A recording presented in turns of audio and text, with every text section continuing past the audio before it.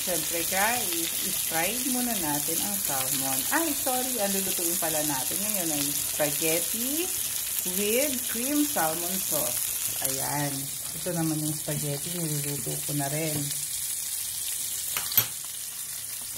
Ayan guys, luto na ang ating salmon. So, set aside lang natin. Tapos, tatanggalin natin yung mga tinik. Tapos, hihiwain natin na maliliit.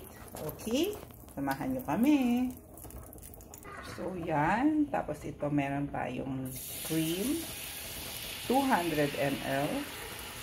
Lagay na natin lahat. Mas masarap, mas creamy. Gawa na tayo ng sauce. Ayan. 200 gram.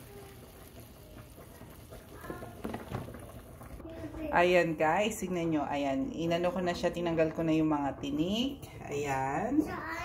Tapos, yes, tapos hinaf ko lang. Sinama ko na yung balat kasi crunchy naman yung pagkakaluto ko. So, half cook lang, hindi ganong luto para hindi siya, kasi maluluto pa siya sa sauce mamaya eh. Ayan, kumukulo na ang sauce. At ito ang aking sikreto, lagyan lang natin ng kaunting cream cheese. Kayo nang bahala sa flavor. Ayan.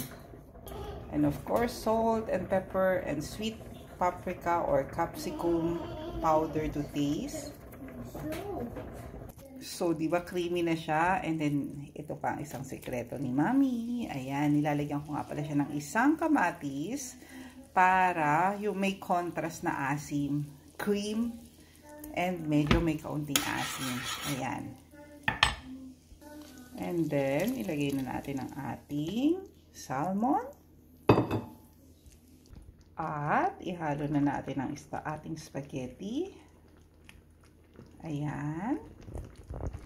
Ayan, ganun lang kasimple at luto na po ang ating spaghetti with